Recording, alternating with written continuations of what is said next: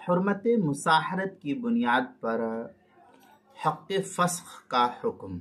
चुनांचे बाज़ मरतबा हुर्मत मुसाहरत की वजह से बीवी शौहर पर हराम हो जाती है, जिसकी तफसील मुहर्रमात के बयान में और मुहर्रमात की भी जो वीडियोज़ मैंने बनाई है उस वीडियोज़ के तहत देख सकते हैं।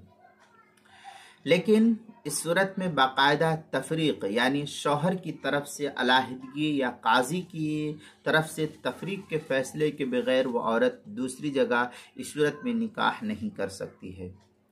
इसलिए तफरीक की कार्रवाई की इसके लिए भी ज़रूरत पड़ती है, जिसको मुस्तफ़ाद किया है अल-हिलतुन नाजिज़ा के सफ़ा 115 पर इसकी तफसील नकल की है। फतवा शामिया में है और बिहुर्मतिल मुसाहरा ला यर्तफ़िउ निकाह हत्ता ला यहिल्लु लहा अत-तज़व्वुज बिआखिर इल्ला बअदल मुतारिका व इंक़िज़ाउल इद्दा। इस तरीके की इबारत फतवा शामी किताबुन निकाह फ़स्लुन फ़िल मुहर्रमात जिल्द नंबर 4 सफ़ा नंबर 114 जो ज़करिया बुक डिपो देवबंद का हिंदी नुस्खा उसके अंदर किताबुल मसाइल 5वीं जिल्द सफ़ा 302 पर भी इसको नकल किया गया है।